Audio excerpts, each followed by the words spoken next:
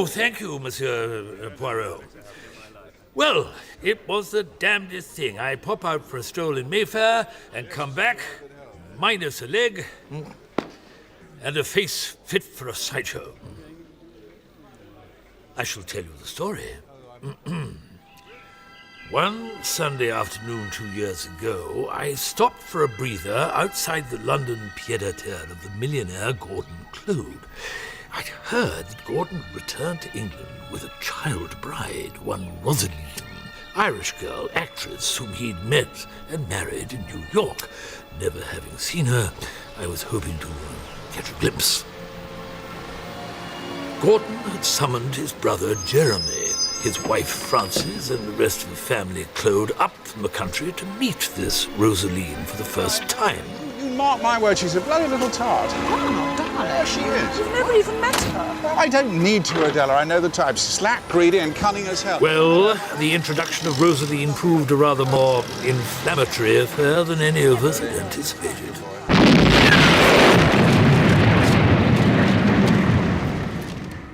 Gas. Someone called to say they'd smelled it. Blew the front off Gordon's house. From the inside, Gordon and a dozen others were killed instantly. The Claudes were sufficiently far from the blast to escape unscathed, but miraculously, Rosaline also survived. She just walked out of the inferno. She'd been in the cellar with her brother, one David Hunter, choosing wine. Poor Rosaline. Widowed for the second time at the age of what? 23? So she was married before? Oh, yes. Bloke called Robert Underhay, a chum of mine.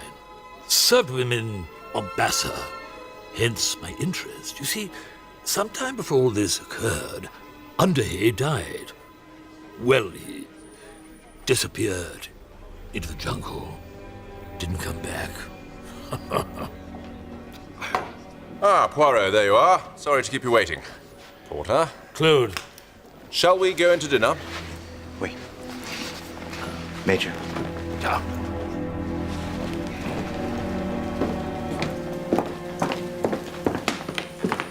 Porter is an ocean-going bore with his story about my brother Gordon. He can't have known you're acquainted with us Cloves. Well, the death of Gordon must have the ramifications most substantial for the entire family, no?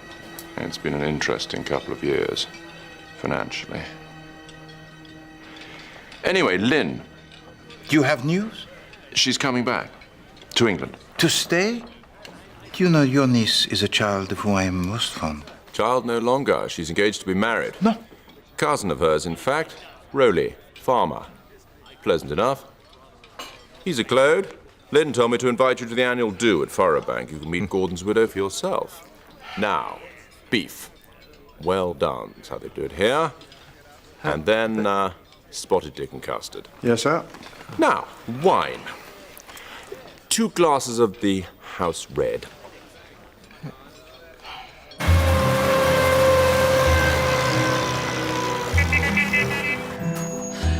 Lynn.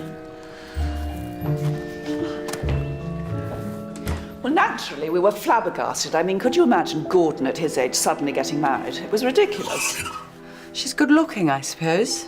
She has the most enormous eyes, terrifically blue, and what they call put in with a smutty finger. Personally, I think she looks rather half-witted. Well, Mummy, you're not a man. I don't suppose Uncle G was after her for intellectual companionship. I don't suppose he was after her at all. Quite the other way about. I think any woman veering too close to Gordon would be vilified by this family as a gold digger. He was incredibly good to us, darling. All of us.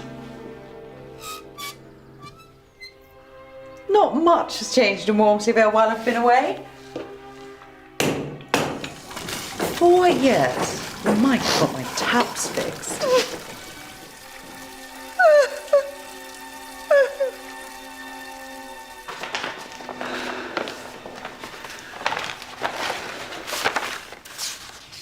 These are all unpaid. When your father died, Gordy took me to one side. He said, "Now, I don't want you to worry about money. Anything to do with the household, just put it in an envelope and send it to me." Well, you've put it in an envelope. Dear God. Can you recall one single instance of extravagance in this house? Can't Watson continue the arrangement? The widow. All she'd have to do was write a cheque now and then. She couldn't possibly. Well, I doubt that Rosaline would object, but her brother would. Very, very nasty piece of work, that one. What's the brother got to do with anything? He controls her. Controls what, precisely? Everything. Her money, her diary, her conversation, such as it is. He runs Farabank as if he owns the place. Your answer, and I doubt very much that David Hunter really is Rosaline's brother at all. Oh, thanks, Roly.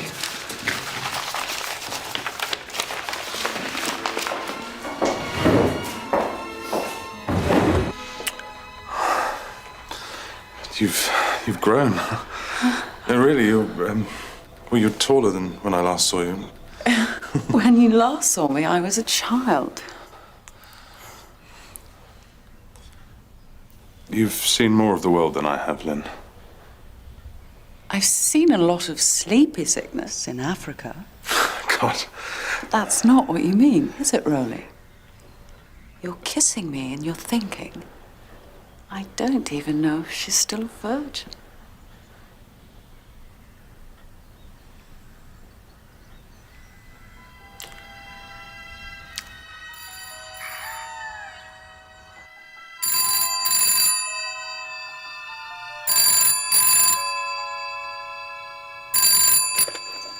Rosalind Claude. You're not a Claude. You're a slut. A filthy, stinking, Irish slut. What about me?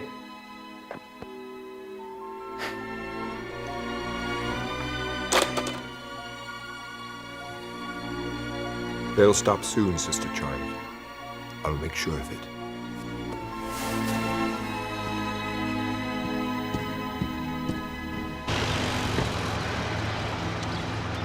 My good George, all things in my new apartment, they are delightful. Yet this morning I am troubled with a draft. And also, in the matter of the ordering of my books... Quite so, monsieur. Unacceptable. I'll have a word. Further abominations, monsieur, or may I serve breakfast?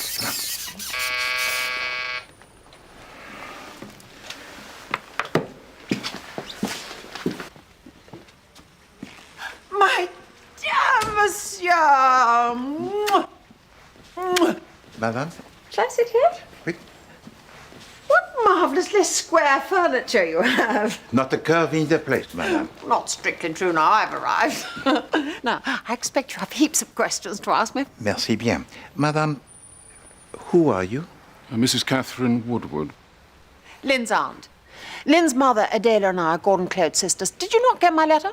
The first post, monsieur. Ah, merci, George. Here. There we are. That's the fellow. Merci, madame. When I heard you were coming to Wormsley Vale to see Lynn, I thought, bingo, just the man for the job.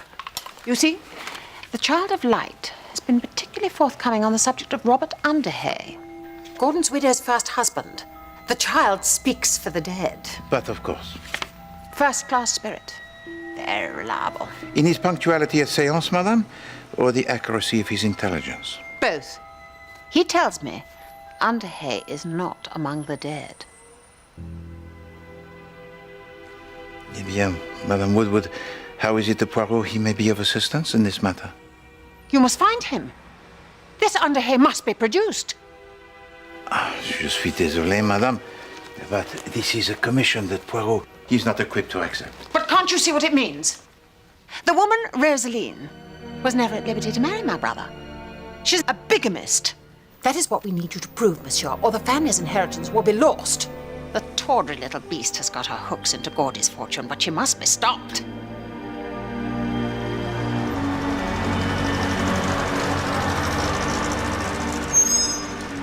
Merci.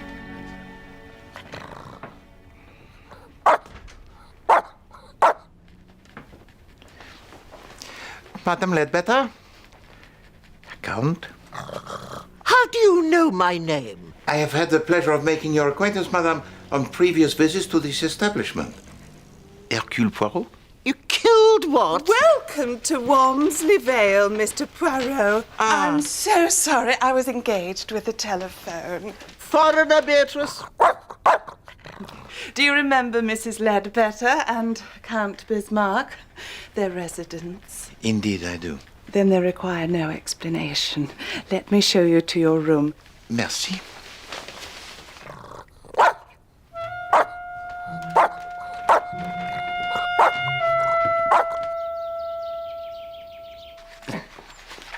Damn it!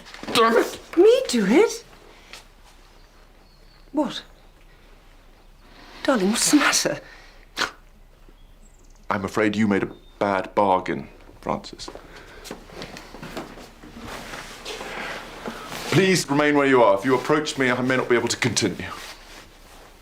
Oh, God. The whole thing is completely, unutterably bloody. Is it a girl? Oh, God, don't tell me it's Edna, the new maid. Fingers like sausages. I couldn't bear it. Is it a boy? It is nothing of that kind. It is a professional matter. Money. Is the firm going smash? Are we to be bankrupt? You know, don't you, that I've never cared about money in the slightest. It bores me to tears. Would it be helpful if I asked you questions? You could nod. Whose money is lost? Is it ours? Is it the client's money? Is it very much that is gone? Pensions. You spent the client's pensions. Jeremy, my father was a baronet. He was also the most almighty, feckless, sponging crook. My brother Charles is just the same. In memory, my childhood divides pretty evenly between dining at the Ritz and flitting from rented houses in the middle of the night to escape the bailiffs. Can we mortgage the house?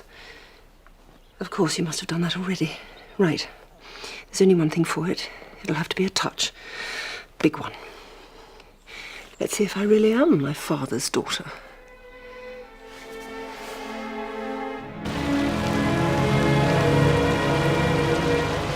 Poor old Followbank. I've never seen anything so vulgar in my entire life. It's as though we're going to an orgy. The place stands empty all year. It exists merely for the most occasional party. A more perfectly disgusting display of extravagance I can't imagine. Quite. But not what you used to say when Uncle Gordon was around. The Child of Light is adamant. Oh, I see. That's handy. In what particular... About Robert Underhay. Who? Rosalind's first husband. The child is never wrong, and he insists Underhay is still alive. I fear for Rosaline. She's guilty of the sin of bigamy, and when she dies, her soul will burn in hell for eternity. The child's quite unequivocal about that. Aunt Cathy, if you mention any of this hurtful nonsense tonight, I shall be very cross with you.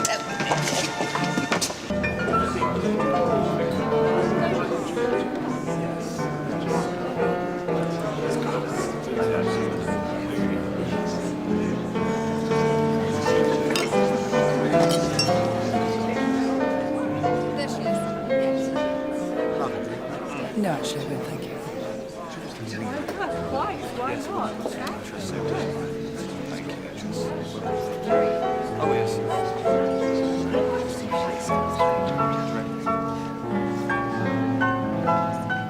Can you feel it? What? A hatred. I think you're David Hunter. Long lost Lynn, yes?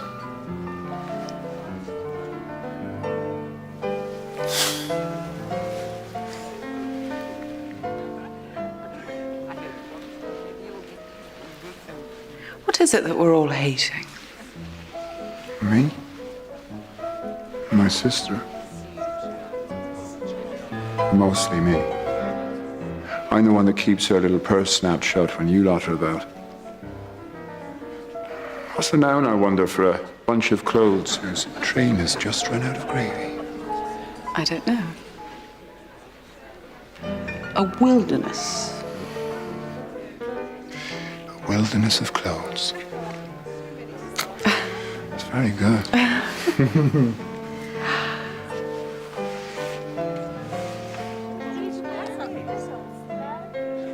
Boy, are you marrying Rowley. Such a thug and a bore. Look at him. Try not to stare at us. Worrying what I might be saying to you. As he should. Your sister Rosaline, tell me about her.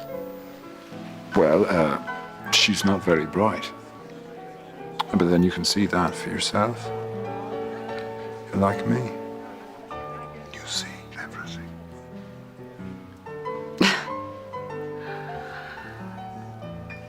I don't think I'm like you at all, Mr. Hunter.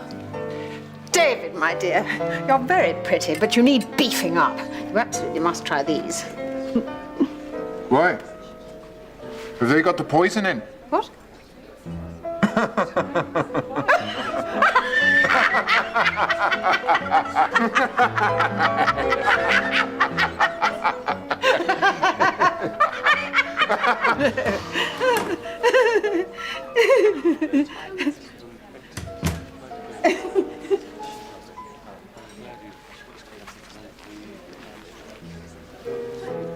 Look, there's no elegant way of saying this, so I'm just going to say it. Jeremy's up a gum tree. I shan't bore you with the details, but a substantial amount of money that wasn't strictly his has been mislaid. You find this embarrassing, Rosaline? Imagine how I feel. How much do you think you're going to need? But to administrate an entire hospital in the heart of the jungle? Now that is a thing of some consequence, I think. Your letters sustained me. No, no. They really did. Gave me strength. But your father, he was a good friend, and I promised to him that I would observe your progress through life, where he did not know, of course, that your progress would be conducted several thousand miles away. But he would be most proud of you, mademoiselle. Most proud. Oh, yes. Rosaline, I have absolutely no doubt that you have saved my marriage. I shall dedicate every moment I possess to making certain that you are happy and fulfilled and welcome in Wormsley Vale.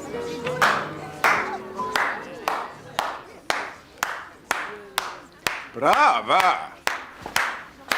Brava! Tell you what, Rosaline, you could do worse than getting a few professional tips off this one. She's a natural. If you'll excuse me, Dave. No, don't rush off. Let's discuss inhabiting the character, motivation, plot. You're in my way. Well, that's because my intention in this scene is to prevent you from leaving until I've asked a question. How much?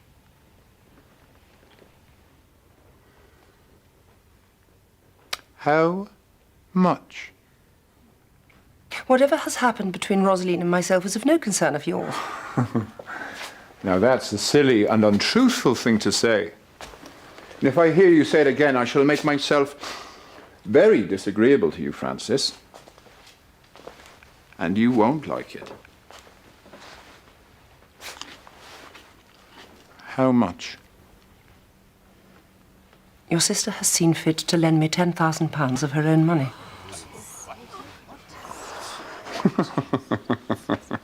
Oh, it's all in the detail, isn't it? The lend is particularly good. I shall repay the loan in full at the first opportunity. Well, that's now. Give her back the cheque or she cancels it. The bank manager won't like it, won't look good at all. But the choice is yours.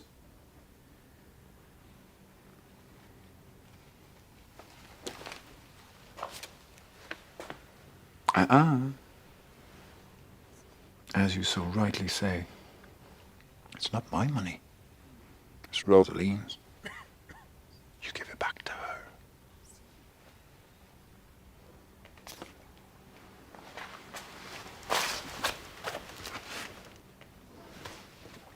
I'm so sorry, Francis. Oh, that's quite all right, my dear. I shan't forget the kindness you have tried to show me. Nor David. Shall I forget this? Oh, that's right, Francis. You won't.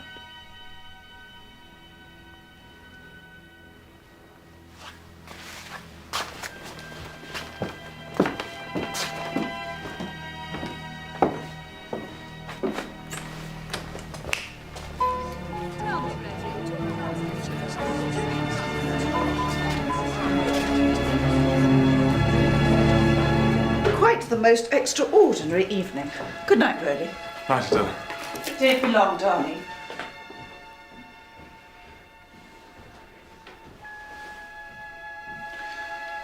So that was David Hunter. Not my cup of tea.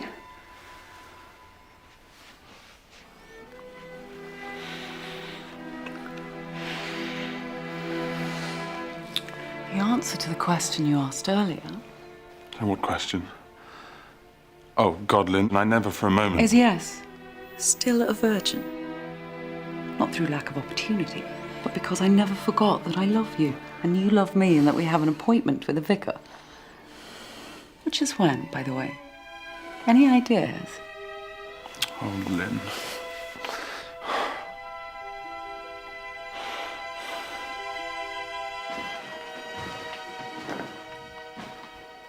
I want to go home. Real home.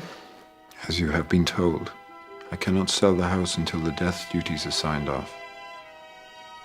That shall be soon, but in the meantime, enjoy the discomfort of your new family. Bloody parasites, the lot of them. They've had it too easy for too long. It's time they learn to shift for themselves without darling Gordy sprinkling cash all over them like confetti. They hate me. Indeed they do, sister child. And you just got to learn to take it. Take it.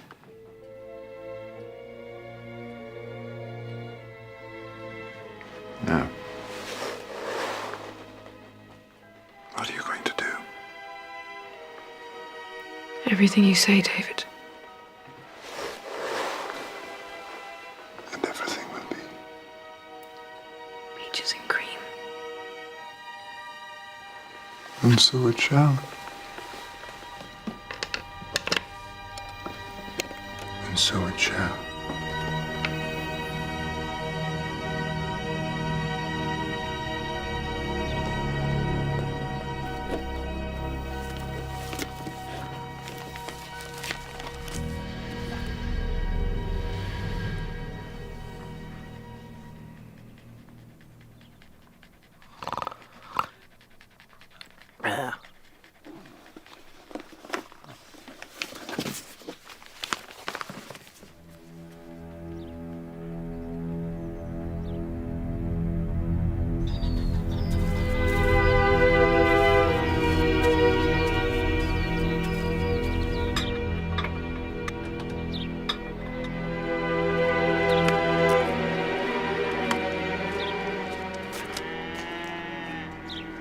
Morning. Morning. I'm looking for a place called Furrow Bank.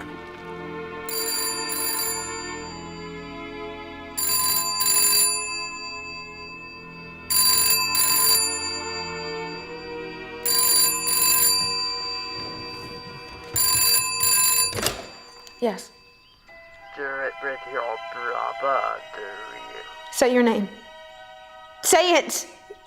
You do it with a corpse!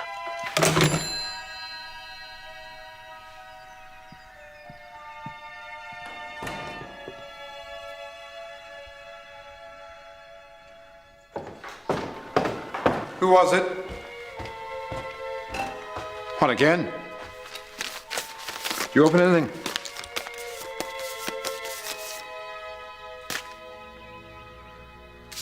What's this? Came by hand? I didn't open anything. See who brought it? I spent enough time staring out the bloody window. Can I go now? No.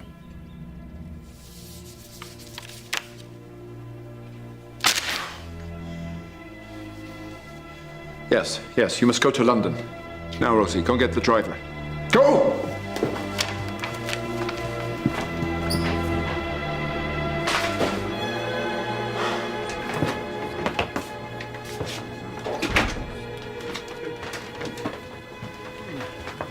Mr. Hunter, isn't it? Mm-hmm. How can I help you? Well, a guest of yours has invited me to call upon him this fine day. Come.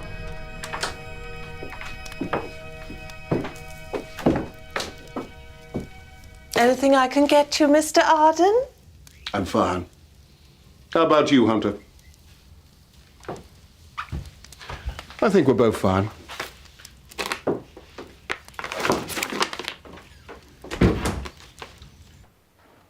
Call on me this afternoon to learn something of interest concerning the husband of your sister Rosaline. Doesn't say which husband. Only one husband, old boy. Robert Underhay. I tell you what. You say whatever it is you have to say, Mr. Arden, or I'll tip you out on the pavement on your scrawny arse. Old boy. I'm afraid old Underhay is in a bit of a bad way. Well, people often are when they've been dead a few years. He needs pretty continuous medical supervision. Unfortunately, that can be rather expensive. There. That was it, the word we've all been waiting for. Now tell me, where does all this unfortunate expense take place? Well, that's the information I'm keen to keep from the Clodes. But naturally, if your sister feels unable to contribute to the cost of my friend Underhay's treatment, I'll be compelled to lead the whole pack of them to his door. Naturally. I'm only thinking of him. I see that. You, of course, have never actually met Underhay, have you? Perhaps I should just cut out the middleman. Speak to Rosalie myself. What's your view on that? I think we should try not to distress the ladies. £20,000 in cash. Why don't you have a little think about it? Come back and give me your decision. This establishment, Beatrice Lippincott, is a sewer of prurience and depravity. Get away from that door!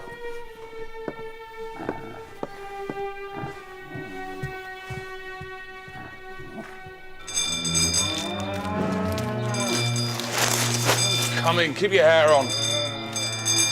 Whoa, slow down, slow down. You're gabbling. Yeah, I've seen him. He came around the farm. Paunch, soft hat. Did he now? Wait a minute, this is... Christ, you're sure he actually used the name Underhay? And the bloke's still there, yes? And Hunter's gone? Yeah, bloody right I'm going to want to have a word. So will Jeremy. I'll scoop him up and we'll be straight round.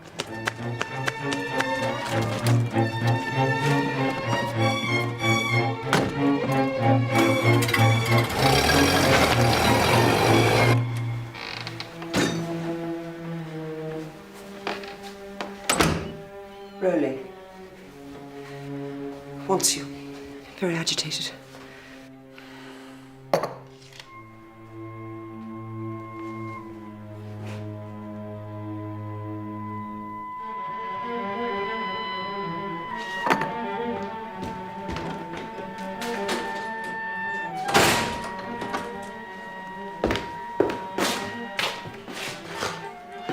That boy.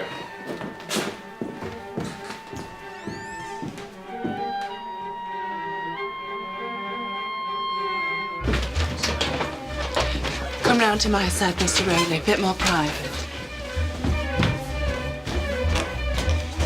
Don't speak. Listen. Call the bank and tell them you wish to withdraw £20,000. I'll come up tonight to get it. Because some man's turned up threatening to produce Robert Underhay alive.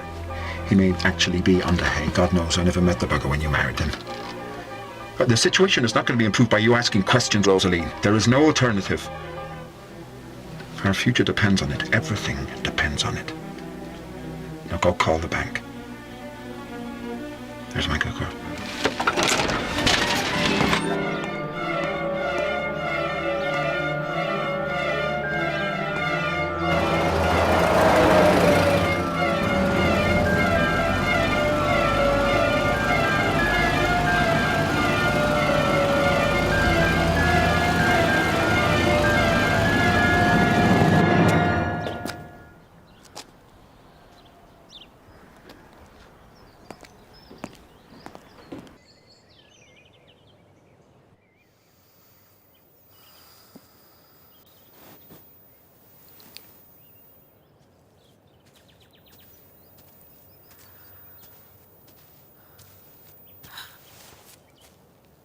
It's my moon. You like it? A hunter's moon. A good moon to hang by. You frightened me.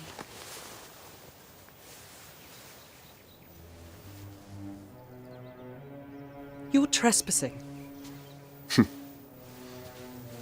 Forgive me. What are you doing here? Romantically enough, I'm trying to catch a train. 7:02 to London, if you really want to know. This place is not on the way. It's on the way to you.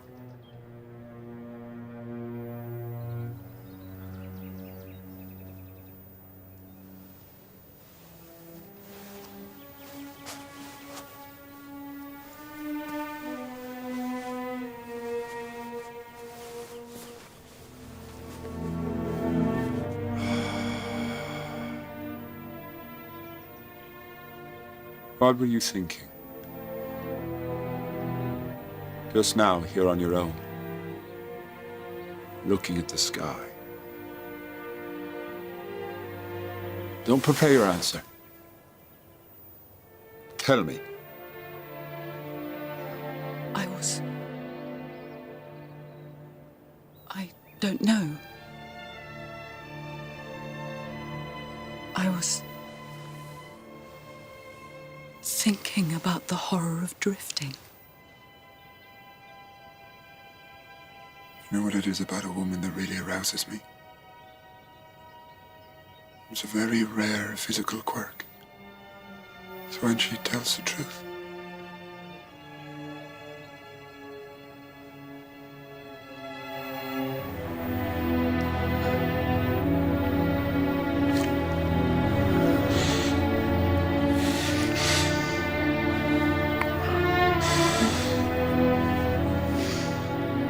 Not here.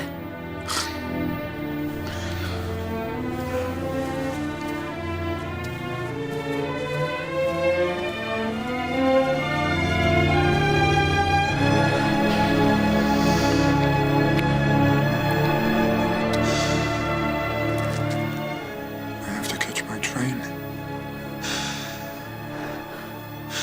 My sister is in London. She's expecting me. I'll call you as soon as I get there. The moment I arrive.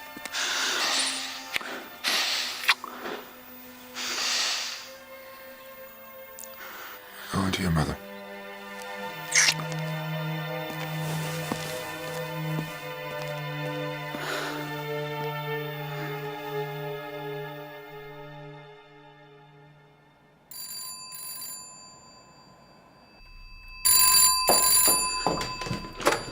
Wormsley 01139. I have a call from London. Hello? Hello?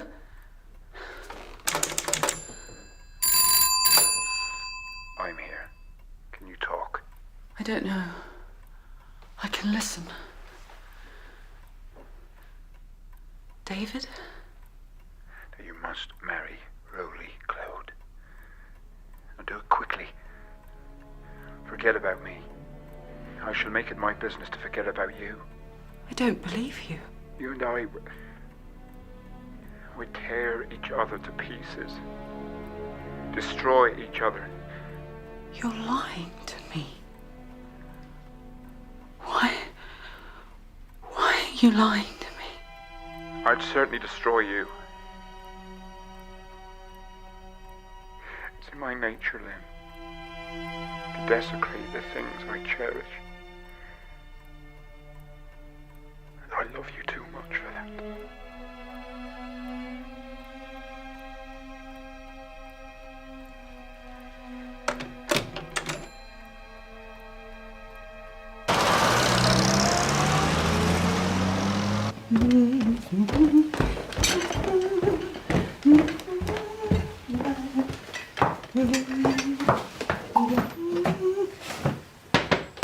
Mr. Arden, are you decent? Breakfast?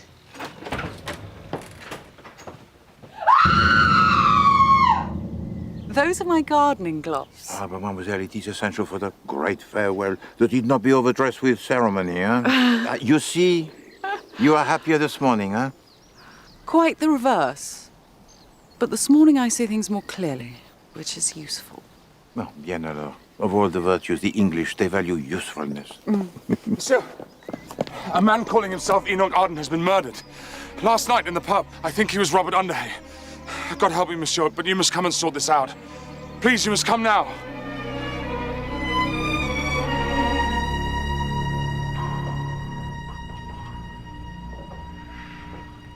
Here's a bit of luck then, anyway. You being here, you'll be able to show me how it's done. This detecting caper. Superintendent Spence. Superintendent. Even better, I believe you're acquainted with the Clodes. How is that better, Superintendent? Prickly bunch. Handy for me to have a man on the inside. Dr. Lionel, come in. Ah, Monsieur Poirot. Doctor? Well, this, presumably, is the patient. You know, the woman Lippincott is telling all and sundry that this is suicide. Dear Beatrice. It's not the most efficient way of dispatching oneself. Smashing in the back of one's head with a set of fire tongs. Now, the time of death.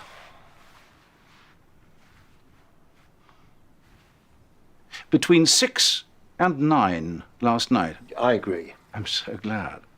And Beatrice heard Arden at 8:30, which narrows it down quite nicely. Now, I will fill in the certificate, but if you don't mind, I must be getting along. I have other patients to attend to, unlike this poor fellow. Their treatments are billable. Mr. Clode, there you are, good. Is this yours, by the way? I found it upstairs in the bedroom. Not my colour, Superintendent. Quite right. Definitely one for a brunette, though. He must have had a woman up there. Yeah, where were we? You were upstairs looking at the dead man. I was down here being treated as though I'd killed him. Did you? I did not. I told you. Beatrice rang me up. She'd overheard this Arden character lobbying a colossal blackmail demand at Hunter, reckoned I should pop round and confront the bloke. So, around you duly popped? Wouldn't you? And what did he say to you, this Arden? Well, he didn't seem particularly surprised. In fact, he tried it on with me, the bugger. How much will the family pay for definite proof that Underhay is still alive? I'm afraid at that point I rather lost my rag. Told him if Underhay was still around, we were perfectly capable of... What is lost my rag? It's when you lose one's temper, thank you. So I told him if Underhay was still around, we were perfectly capable of establishing the fact ourselves. We're not, of course. That's why I came to you. At what time did you lose your rag, Mr. Clode? I don't know. Too busy storming off. Ask Bea. I have. She says 6:30. Then I expect that's when it was. I also expect Bea told you that Hunter came back here just after I left, which makes him the last person to see Arden alive. Eh bien, we shall have the need to speak to Monsieur Hunter and his sister. They're in London. Tiens. Superintendent, will you be good enough to make the telephone call and to give to them the invitation most pressing to come this afternoon to my apartment? I'll get a car to take us to London. Merci. Johnson? And George, the guests, Monsieur Hunter and Madame Claude. Already here, monsieur. Monsieur. Oui. Ah, merci. They've made themselves comfortable.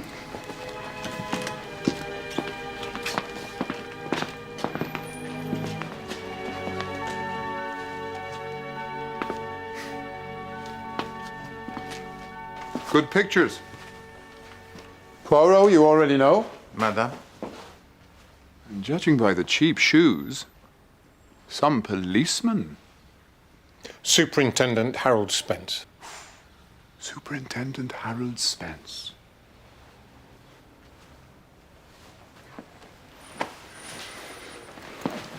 It is so good of you both to come at such short notice. Look, Poirot, you may have time for small talk, but Harold here is working. And I'm easily bored. What's going on? Enoch Arden's dead.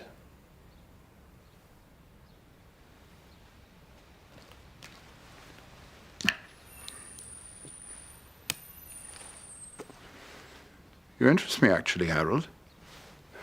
Go on. You know the man I'm speaking of, and you're not surprised to hear that he's dead. That about sums it up, yes. Are you working on this? No, the superintendent, he searches for the murderer. Hercule Poirot searches for Robert Underhay.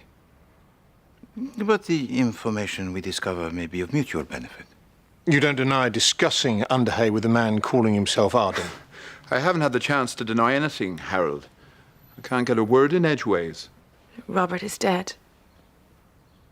Just for the sake of form, Mr. Hunter, why don't you tell me where you were between the hours of 6 and 9 last night? For the sake of form, why don't I refuse to answer? Because a refusal to cooperate will incriminate you. I can only incriminate myself if I'm actually guilty of a crime. He's not very bright, is he? You should work alone. Monsieur Hunter, what did Arden want? I have made it my job to intercept and destroy every crooked attempt to relieve my sister of her fortune, and I've heard some very pretty tales of hardship and misery, mostly from the clothes. But to use Underhay for blackmail, that takes the cake. Frankly, I was looking forward to seeing what sort of Underhay this fellow would produce, because it wouldn't be a live one. However, to protect my sister, I decided to pay the man off. Why open old wounds, eh? Beatrice Lippincott says you paid a second visit to Arden that evening. Why? To tell him he'd get his blasted money. And when I talked to him, he was alive. Madame Claude, the man Arden claimed that he knew your first husband for Robert Underhay. Therefore, it is possible that you knew him, perhaps by another name. So if you would be so kind, we will... Slow down, Poirot. I'm not going to have Harold drag my sister off to see some battered corpse. Battered, monsieur? Very well. Can't you see what they're suggesting? They're saying that this dead man could be Robert. I must find out for myself. How can I not? David, please. Well, forgive me, but I have little faith in that exercise. Under the circumstances, is she likely to identify the corpse as Underhay? S'il vous plaît. Oui. Merci beaucoup, Superintendent. You have been most kind. Au revoir. The afternoon of the murder, Rosalind Claude telephoned to her bankers to arrange the withdrawal of £20,000 in cash. God! Bloody hell, we've got him. You construe this as evidence against David Hunter? Well, Hunter made her do it because he decided to pay. Yes, I'd call that evidence. With knobs on. No. It is evidence corroborating the existence of blackmail. It is not evidence of the intent to commit murder. No, you cannot have it both ways, my friend. Either Monsieur Hunter, he was preparing to pay, or he was preparing to kill. Oh, ma foi. This whole case, it is entirely the wrong shape. And above all else, the dead man, he is also wrong. Enoch Arden. Not even an anagram. No, he's a character in Tennyson. I looked him up. Bloke goes off and comes back to find his wife's gone and married someone else. I can't remember what he does next. What you need, Monsieur Claude, is a witness who is independent, who has no connection with the family, who knew Robert Underhay and can point to the dead man and say, yes, that is Robert Underhay, or no, that is not. And you will have, without doubt, the truth. Yes, obviously, but where are we going to find such a convenient individual? Ah, Monsieur Claude, have you or have you not engaged the services of the greatest detective in the world? Viens, come and meet your star witness. Major Porter, greetings. Don't suppose you've got a smoke, Monsieur Poirot. I seem to have run myself dry. But of course. Oh, most kind. But Lynn, don't you see? If this Porter character can identify the dead man as Rosalind's husband, it means he was still her husband when she embarked on a bigamous and unlawful marriage to Gordon. And that means Gordon's original will still stands. Yes, exactly. And that means quarter share of the entire estate to Jeremy, quarter to Kathy, a quarter to your mother, and a quarter to me. Now, if we all work to ginger up proceedings, we could have the money in our pockets by this time next year. I won't have you pig it, Lynn. You had enough of that in Africa. In fact, I reckon I've had enough of it here too. What will they do? Who? Rosaline and David.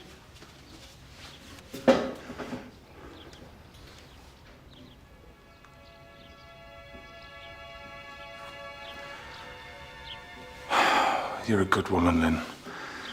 You won't gloat in victory. I have a great deal to learn from you. Personally, I think Hunter's going to swing. God, I'd pay good money to see him kick. Lynn!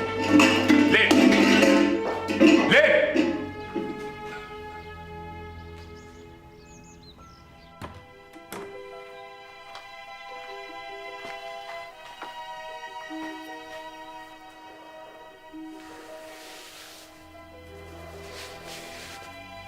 I didn't do it.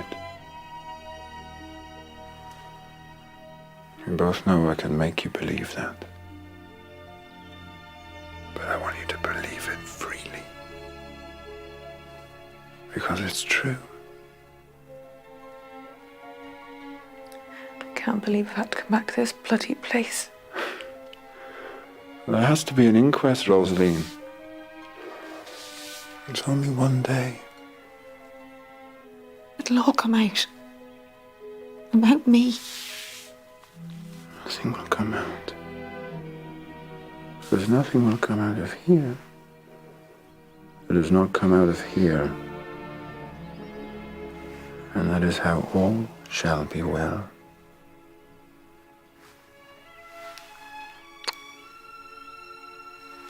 Now come.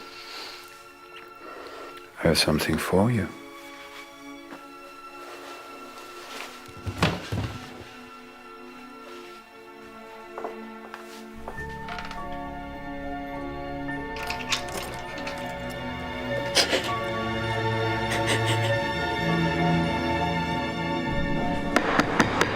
Thanking you. Next, call David Hunter.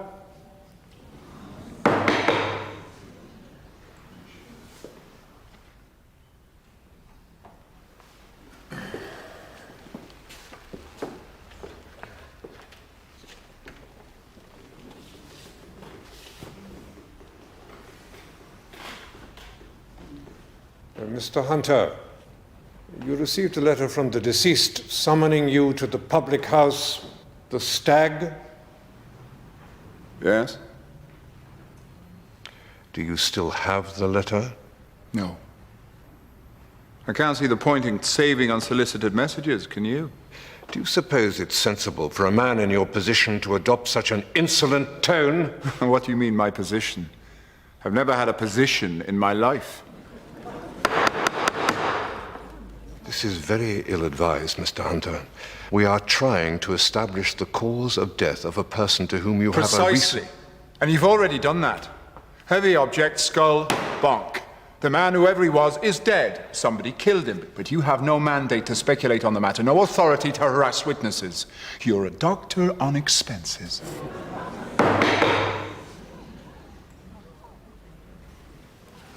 But since you are clearly so fascinated by the lives of people more interesting than yourself, I shall enlighten you.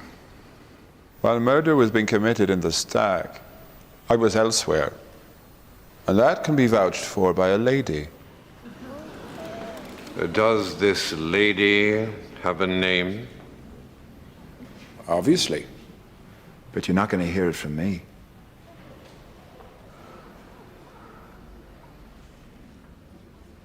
Call Major Porter.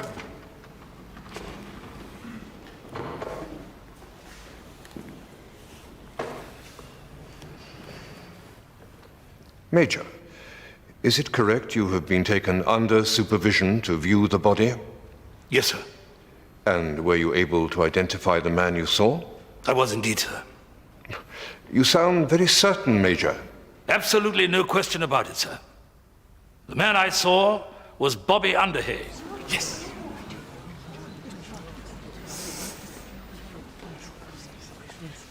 Now, Mrs. Claude, Major Porter has identified the deceased as Robert Underhay. Absolutely no question about it. What do you say to that? I say the Major is mistaken. But he is adamant. He served with Underhay in Mombasa, he messed with him, paraded with him. If the Major was a close friend of my husband's, then why did Robert never introduce him to me?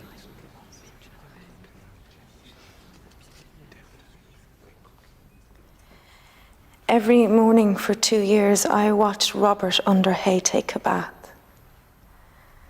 I listened to him sing, "Your baby's gone down the plug hole." I slept beside him in his bed. Did Major Porter do these things? I loved Robert. I knew him. He died. It was awful.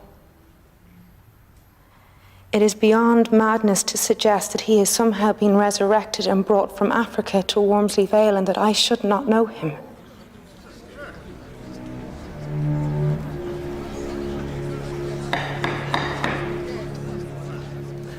Plucky girl, Rosaline. On top of everything, she's been getting telephone calls. Usual filth. Someone doing her voice. There's nothing we can do about it. Superintendent, if you please to help me with the English idiomatic. When Monsieur Hunter professes himself to have no position, does that mean he considers himself to be a gentleman of leisure? Probably. Though by trade he's a road builder. Monsieur Hunter, he is a navvy? No. Engineer. At least he was till little sis hit the jackpot. Tunnels through mountains, that sort of thing. He's an expert. Now that is information that is most intriguing. Whatever he is, he's up the creek if this lady doesn't pipe up on his behalf, and pretty sharpish. Because I'm going to have him. He's going to hang. Humbug?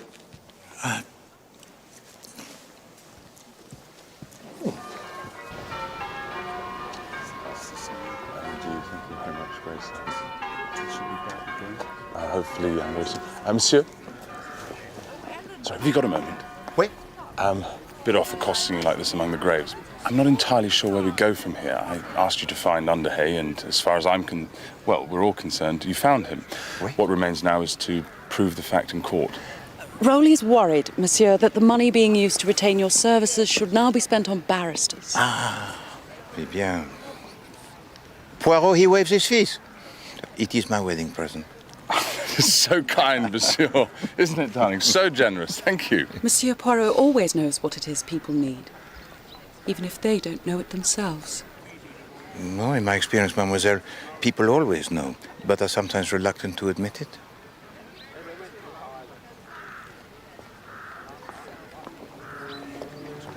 Excusez-moi.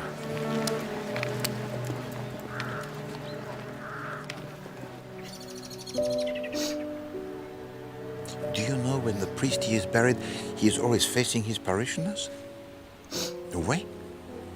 Because when the day of judgment he comes and the dead, they all arise, he can greet them and lead them through the gates of paradise. It is a beautiful idea. He shan't be leading me. You must not say that, ma chère. Despair is a sin. I'm cut off from the mercy of God. No. Nobody is cut off from the mercy of God. Ever. I tried to pray. And it feels like I'm gonna choke. God is patient. I'm just a simple farm girl. I never wanted any of this. Holy Mother and all the saints, sir. But I'm a wicked bitch. You have told a lie. The man you saw was Robert Underhay. No. And your brother, he killed him. No. That is what the police believe.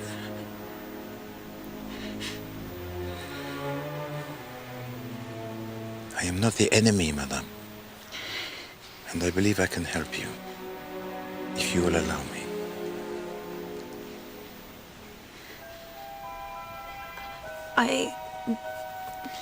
It's David. I need David.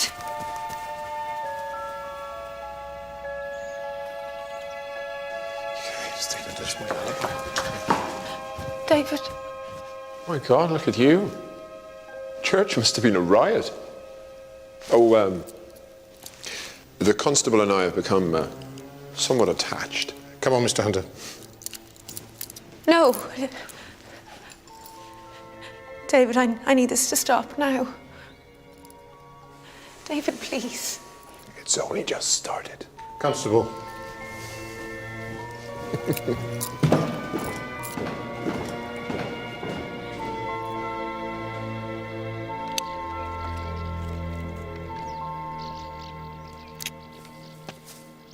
Monsieur, I hoped that you'd come. I wanted to talk to you earlier, but I couldn't. Wait. I noticed at the church you were not happy. I've changed, Monsieur, and I don't quite know how to cope. No, mademoiselle, you have not changed at all.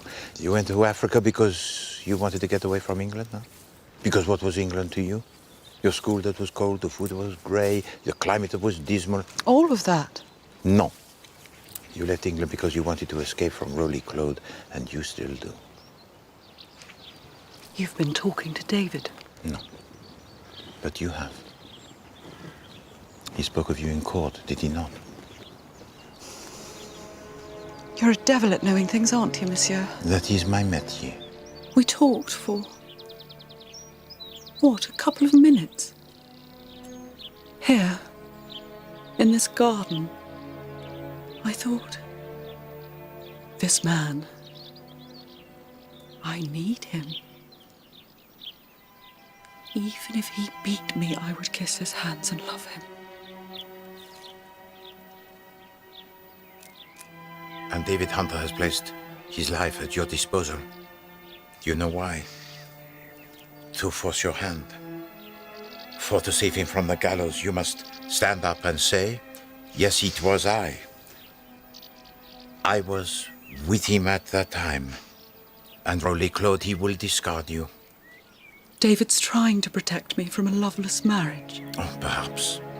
But perhaps he plays with you the game's most dangerous and cruel. But he's made you his alibi, and you must stand up.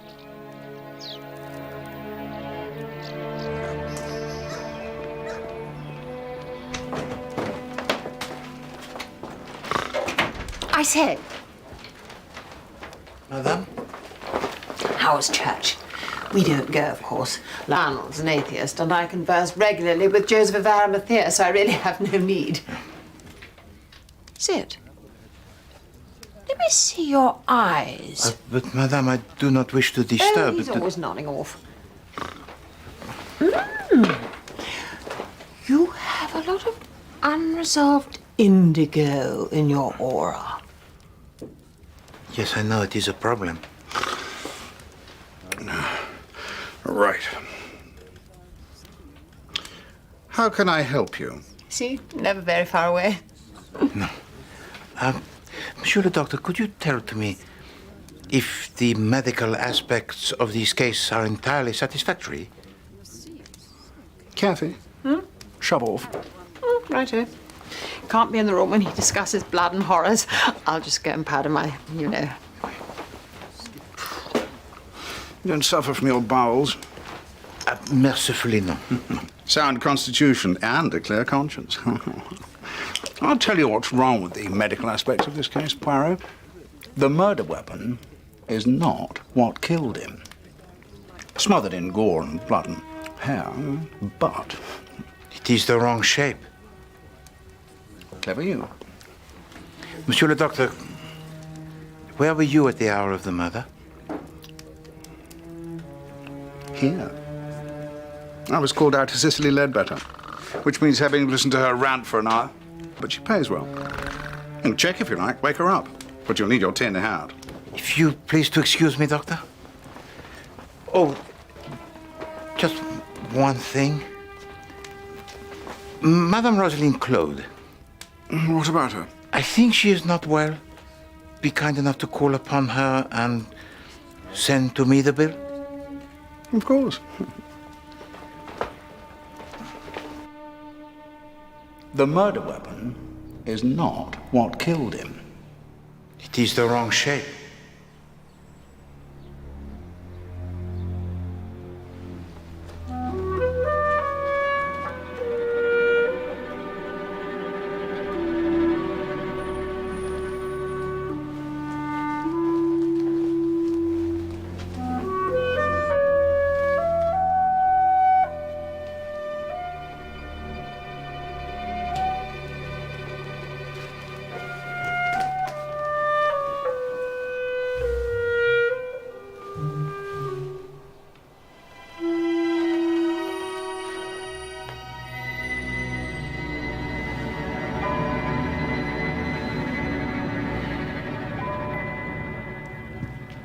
Not so fast, sir. Madam. I know jolly well what you are, sir. You're a pimp, sir, that's what you are. I've seen the floozies traipsing. Floozy? Up and down the stairs the night that idiot was killed.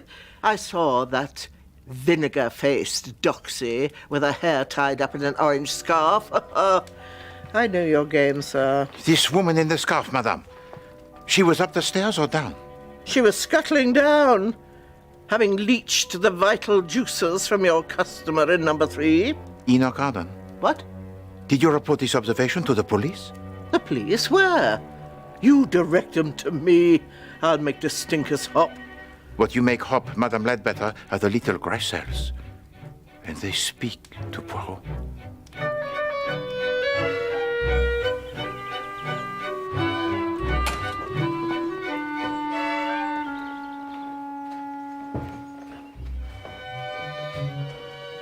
Hello? It is I, Poirot.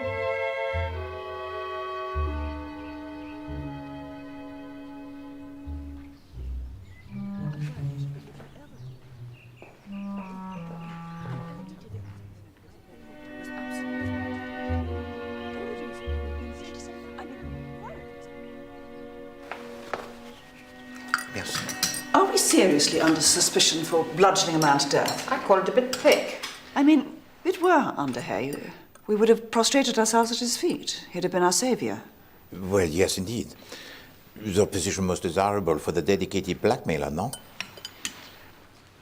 Madame, there is strong evidence that the murderer may have been a woman. You are not obliged to tell to Poirot anything, but it may spare you the less delicate intrusions of the police.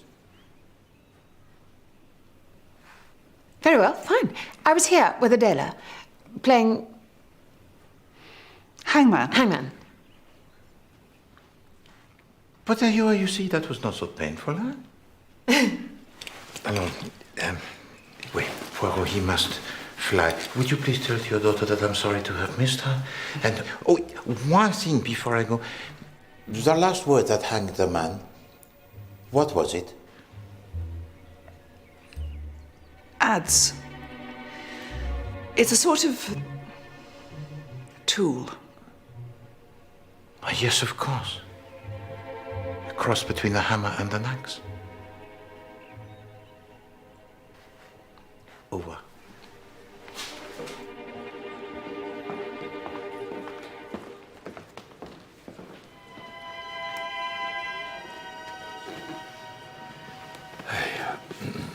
Anything I can help you with, Major? No.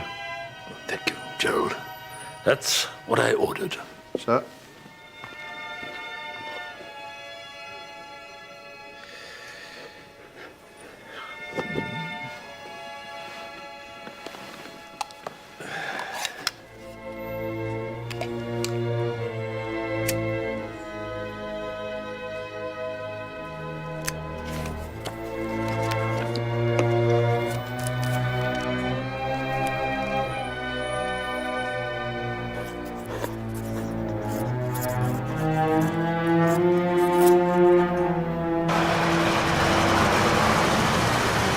Bit of news.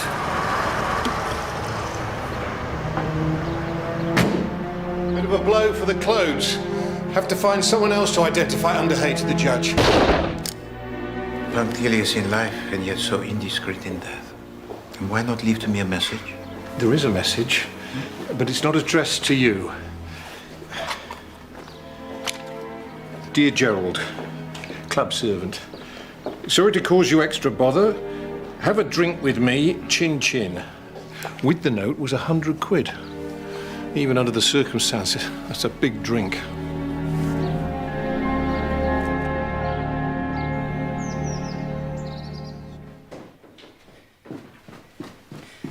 I'm sorry to have kept you waiting, monsieur. Jeremy isn't here, I'm afraid. But Poirot, he has come to see you, Madame Claude. Well, he has some information that you might find distressing. Oh? Were it not that you are already, I think, in possession of the facts.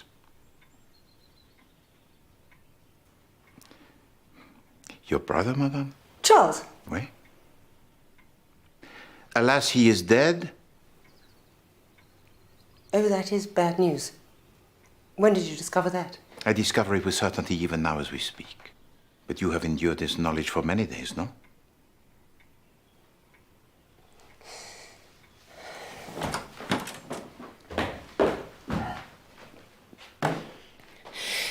Damned if I'm going to cry in front of a stranger. You're itching to tell us how you know this. You might as well. Poirot, he sees things, madame. It is a habit that he cannot change. No, it seemed probable that a member of the family, Claude, conjured into being this Enoch other. The guess of Poirot was that an actor had been instructed. But as he waited for you just now, he looked along the photographs of your family, and he found a space. A space where a photograph, it has been removed.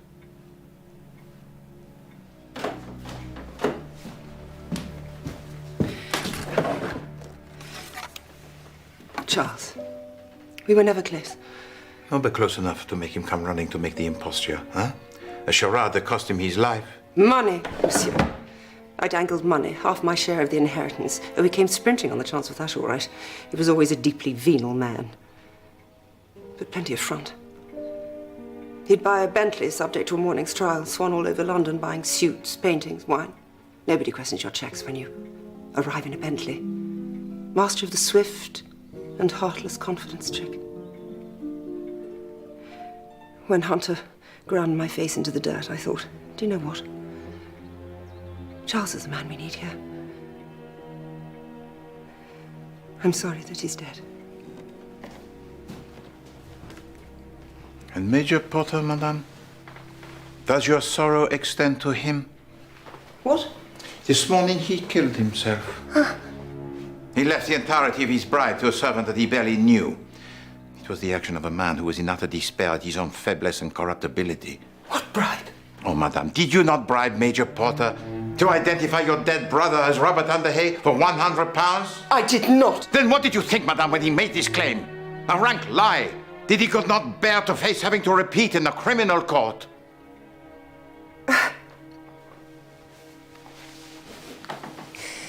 To be absolutely honest, monsieur, nothing surprises me anymore. The world has gone mad.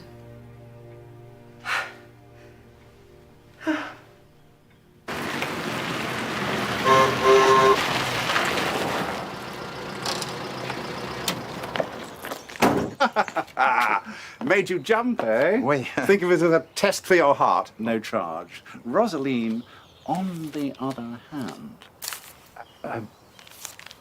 How did you find her? Run down. Under the weather. I mean, I think that can't be patched up with a few vitamin supplements, you know. These I have furnished. Now, effectively, what's wrong with her is shell shock from the blast. I mean, living with a bloody wretched brother doesn't help, of course, but there again, that's beyond my remit. My terms are 30 days. Comment? Ah, la douloureuse, oui. It's the tragic moment when one must pay for what one has consumed. Huh?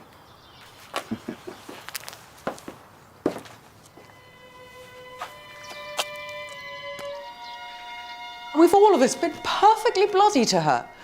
Simpering to her face in the hope that she'll come across with the cash and then sniggering up our sleeves at the way she talks, the way she dresses. But your statement, mademoiselle, may have saved the life of her brother. That is not sniggering up the sleeve. That is courage.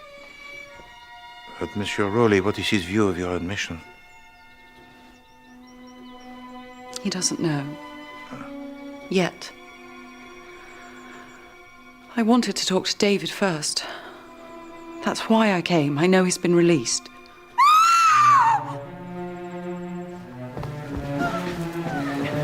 What is it? No, mademoiselle. Mademoiselle, please. Please, let Poirot. Trop tard déjà, hein? Trop tard? Not too late. She's breathing. Get Salva Latterly and call an ambulance. Smelling salts ambulance, now! Help me get her up on the bed.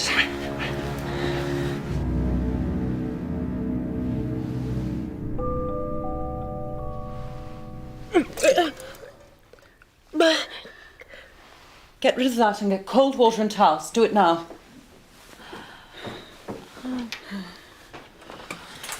Sorry, but in the bush one has to get a bit shouty to make things happen. You are magnificent. May I? Madame, you will permit Poirot? I don't know why that keeps happening. It is like the bilious attack. It is a result of ingesting too much morphine. Even for a hardened addict like Madame Claude, the dose was most substantial and designed to kill her.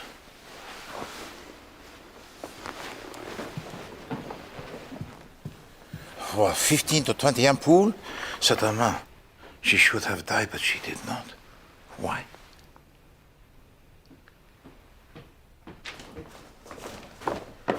Oh, now, here's a very pretty scene. David. Don't speak to me. Don't look at me. I never asked anything of you. Your running to the police earns you nothing. Do I have you to thank, Poirot, for saving my sister's life? Tell me, did you actually catch the Marchmont woman in the act? Poisoning her? The only act, monsieur, it is yours. You are the source of poisons here. I regulate the amount of opiate Rosaline takes, and I have done so ever since the blast. Wherever we go, the filthy stuff is kept under lock and bloody key. No. Not today, monsieur. No. Your sister, she wished to kill herself. Who enabled her to try?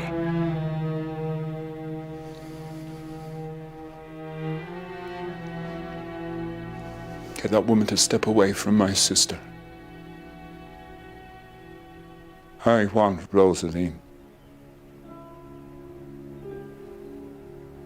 Mademoiselle.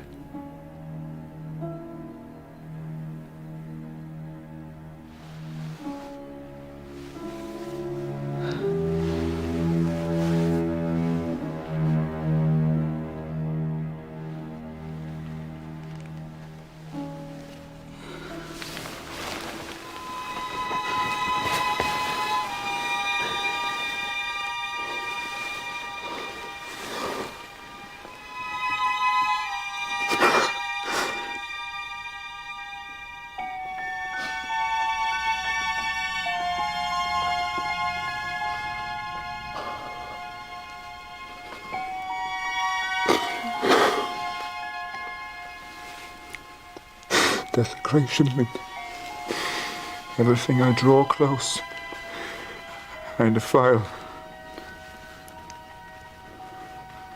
Make foul.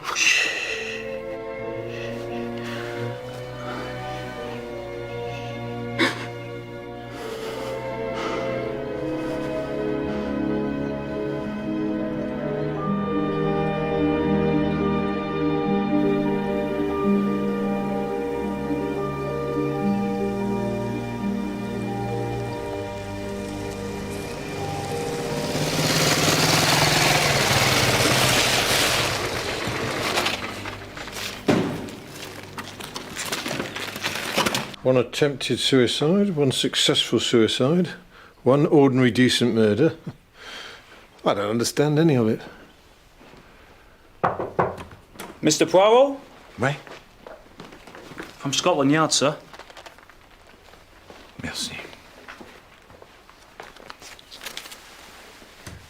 All right, read the answer that is contained in this envelope. If it is no, then Poirot has mistaken this case from the very beginning. But if it is yes,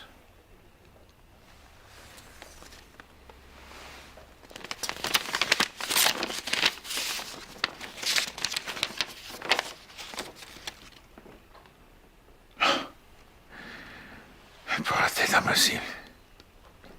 You ordered the newspapers, you read them. You should whip yourself around the town for not asking this question before.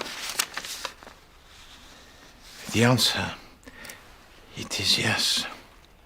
You know who's done our murder? There is no murder at Wormsley Vale. But it is a place that harbors one who is guilty of the most cynical, merciless, abominable slaughter of many blameless people. Many. The carapace is torn away, mon ami. And the evil it is disclosed.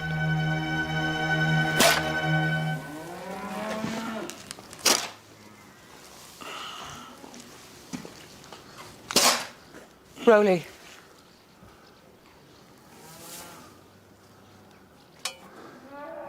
You've been crying. I shall probably cry again in a minute. Is this a good place to talk? Or shall we go inside? No, here's good. In the shit.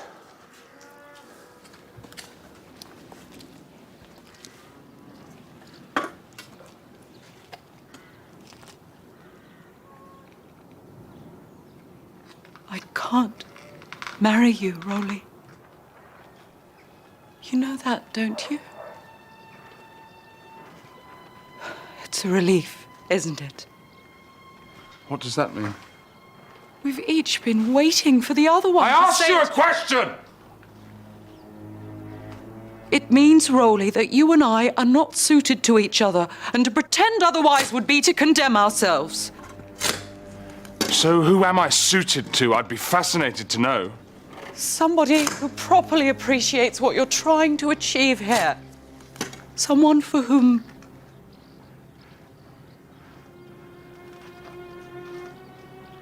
it is enough. I see, so we've established that I am not enough for Lynn Marchman. Don't do this. Don't tell me what to do! You have no authority over me now. So the question is, who is enough for her? Who is the lucky lad?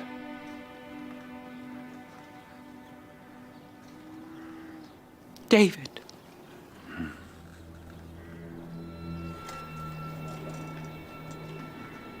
I love him.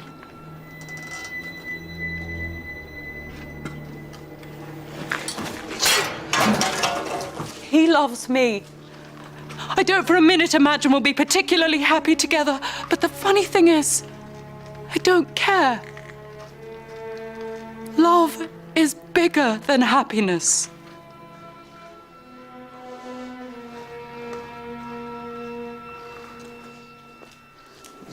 Bitch! Bloody... Love is bigger than happiness! Bloody heartless bitch! He's trying to have you, Len. No, that wouldn't be right at all. Please. I've killed 2 people for love of you. What's David done? What's David done? Be careful! Monsieur Claude! You will help the lady to her feet. Immediately! It is time for Poirot to speak.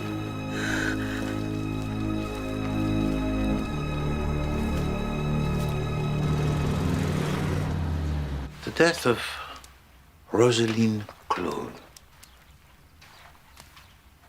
Through whose mind has this thought not crossed? Huh? Could anything be more convenient for the indigent family, Claude? She's not dead, Poirot. No, monsieur. She lives. But if you could have killed her by wishing it, she should have died 1,000 times. Such dissembling. Such mendacity.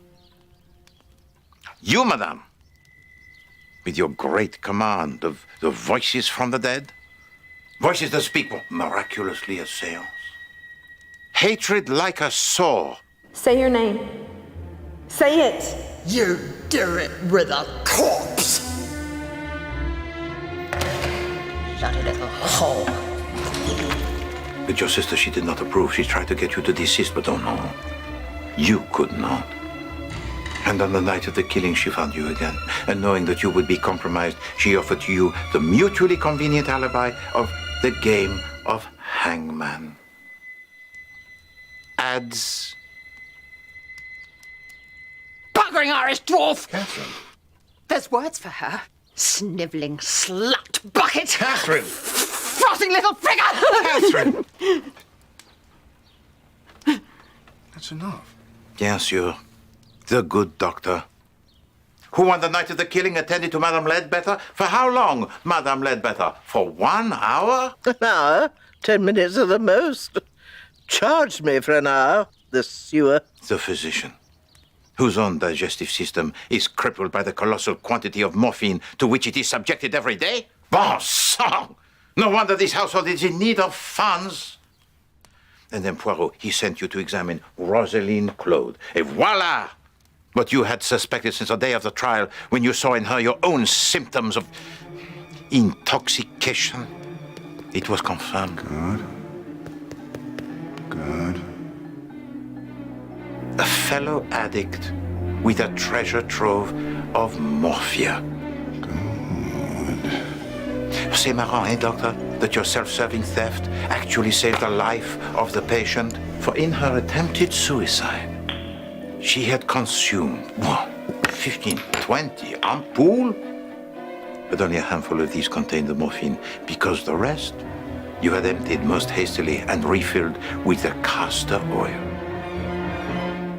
The vitamin supplement for which you wish to charge Poirot 20 guineas, huh? Monsieur, I'm sorry, but you are damaging this family by saying things that can never be unsaid. It has to stop. I can't pretend that I never thought about bumping off the widow. But I killed Arden. Oui. Charles. B summoned me here, told me the whole damn thing before I even set foot in the room. I felt I had the advantage, but he just stood there so revoltingly supercilious, oozing corruption, and I just felt the red mist coming over me. For not only had you already met this man, but you had seen his photograph in the house of your aunt? Ever since I was a bloody child, nobody in your generation took me seriously, trusted me. But you knew that they were scheming, this pair, independently, to get the money of Gordon for the family? Why didn't you tell me? Eh bien, your temper, it was gone. And you struck him. Oh, I struck the bugger like it was going out of style. Straight down, he whacked his head on this stone thing round the fire. Funny, I knew immediately that he was dead. And you saw your opportunity. You dragged the body to the center of the room and you killed him for the second time. But you remembered to clean the far curb of the blood, monsieur, oui? But you only cleaned one side. Poirot, he sees. I was pretty confident that what with B's enthusiastic account of what she'd overheard, that this whole affair would be laid squarely at Hunter's door. That suited me well enough. I knew Lynn had fallen in love with him. Knew it before you did. And then came the pretty little comedy of the poor Major Porter. And how do you know it was me who set him up? Don't suppose you've got a smoke, Monsieur Poirot? Seem to have run myself dry. Because Major Porter, he did not include you in the cadging of the cigarette. Because he already knew that you did not smoke. Oh, but where are we to find such a convenient individual? Your words. When only hours beforehand you had pressed 100 pounds into the hand of the man that you knew the Poirot would produce? Told you I'd killed 2 people.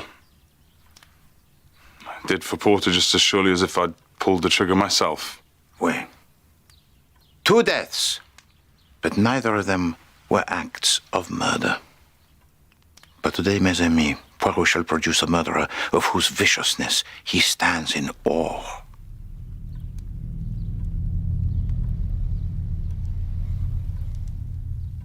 What about the tart in the headscarf? Madame Ledbetter, now that is a question that is most apposite. Can't understand her at all. No, but she is here with us now, madame. The cold-blooded murderer of whom I speak.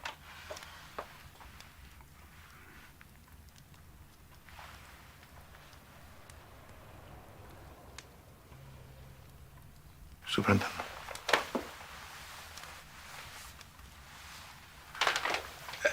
Purely for the sake of form, Monsieur Hunter, would you put on this scarf? You're gonna have to do a little bit better than that, Poirot. Very well. Superintendent, am I correct in assuming that you still have in your pocket the lipstick? Here. S'il vous plaît, pass it to Monsieur Hunter, again purely for this. No. It's undignified. Peculiarly lacking in dignity at the time, too. Then perhaps you might explain to us why you thought it necessary. Would you mind awfully doing it yourself? You seem fairly comfortable with the sound of your own voice. Very well. At 6:30, you return here to say yes to Monsieur Arden that you will pay to him the blackmail money. But you find him dead. And you realize that you are in imminent danger of being chained to a crime that you did not commit. So, oh no, you must not be here. You should be in London. So you seek out, or no, you converse with Mademoiselle Marchemont. And in her statement, we find that you told to her that you had to catch the 702 to London and that you telephoned her from there soon after 10. Hein? Pas possible, monsieur. You did not go to London. You return here, dressed in borrowed robes, To forge yourself the perfect alibi for the crime you did not commit. You leave for the police to find a little clue, the lipstick. You did everything to create the illusion that at 8:30 Enoch Arden was still alive. I've seen you right, sweetie. Now there's a little girl. Off you pop. By imitating his voice and making sure that the woman visitor to his room was seen hurrying away by Madame Ledbetter.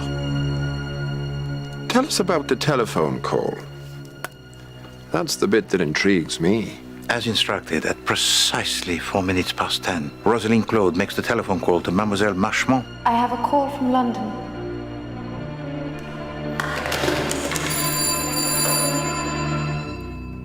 David? I'm here. All of which proves that I am alert to the hideous subterfuges to which this family will stoop. But none of which makes me a murderer. And then you left unlocked the door to the cabinet that contained the morphine. Oh, yes. That was remiss of me. Why did I do that? You knew that if you gave to her the opportunity, she would take her own life.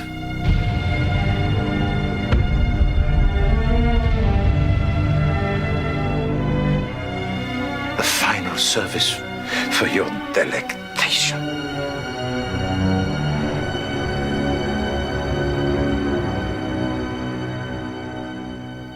Never. I would never harm my sister. No.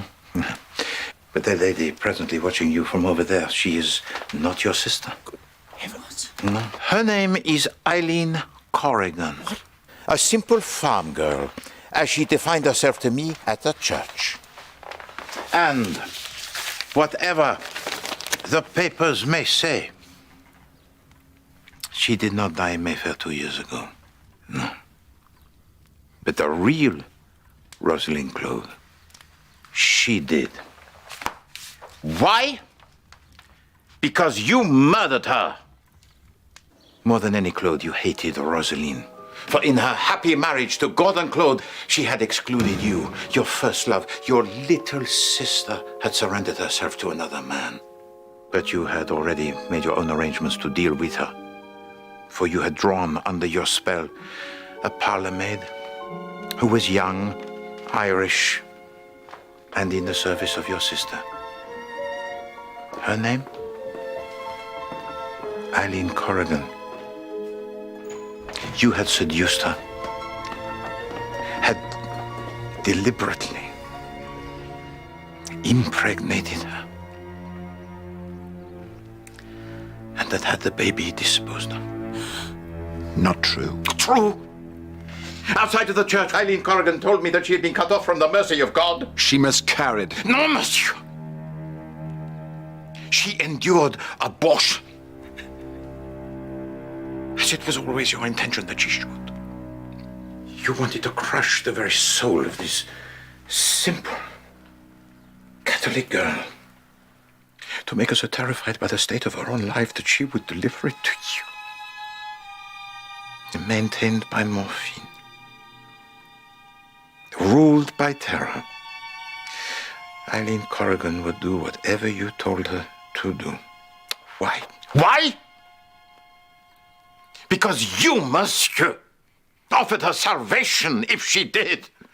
And the fires of hell if she did not. And what you wanted from her that day was to become in totality, huh? The widow of Gordon Claude. But But your sister, she had a concern for you. She knew that her marriage had upset you, so she wished to use the occasion of this luncheon as a reconciliation. She wanted to beg your forgiveness, to have a share in her good fortune. Dear God, David. What in hell is happening here? But there was no forgiveness to be had. You punish her by taking her fortune for yourself, and so you'd send to her death, most violent, your only sister.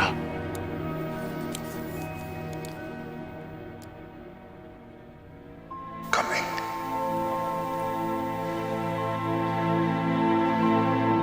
Cover my face. That's what you said, Mr. Hunter. And that's what I did. And I found pleasure in it.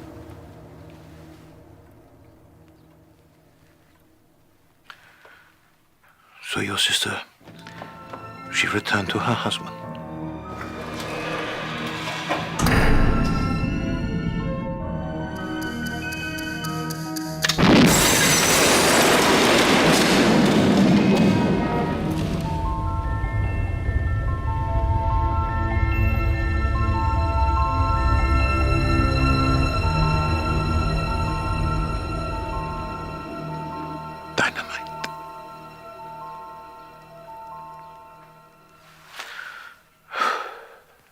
There was no accident of gas in Mount Street. No. A letter received today from Scotland Yard contained the expert forensic evidence confirming my suspicions. There was only the premeditated explosion of a bomb. A device built and operated by you, David Hunter, engineer and road builder. How depraved. God, how evil does a man have to be to cause the slaughter of so many innocent people for the concealment of a single murder? If God should withhold his mercy from anyone on earth, monsieur, it surely will be you.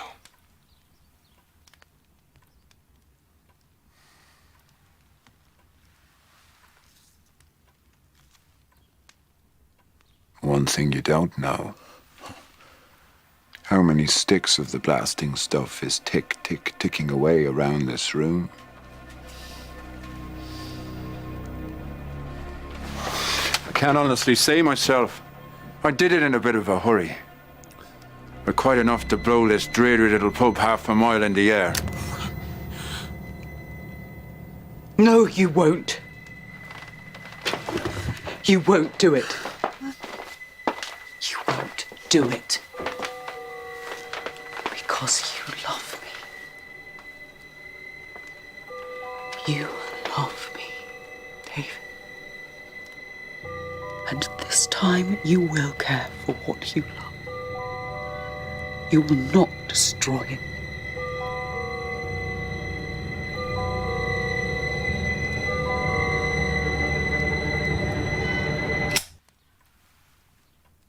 I don't believe I will.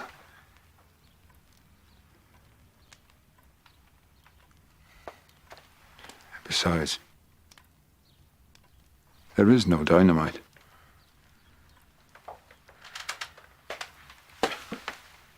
I had you going, though.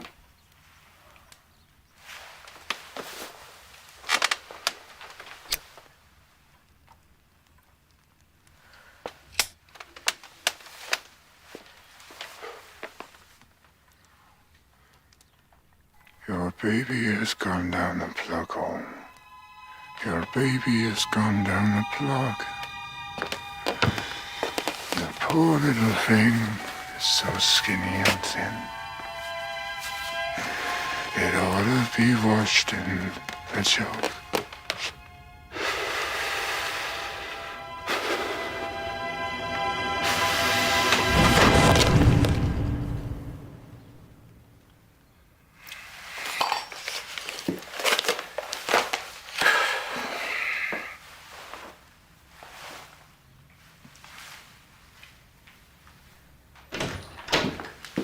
Miss Lynn Marchmont, monsieur. Bon, show her in, George. This is a pleasure so unexpected, mademoiselle. So this is for me? It did not make me popular on the underground. Open it. It happened yesterday. I suppose you read about it in the newspaper. Oui. The members of my rich family still speaking to me keep saying how lucky I am. And what do you say, mademoiselle, to them? I say goodbye, mostly.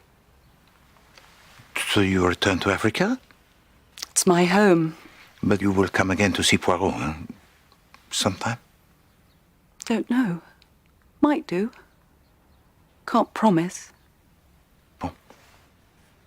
Look, open that, will you? Before I blub. I don't want to blub. I got her from an Arab. Her job, apparently, is to watch over your house so that only good things are allowed to enter.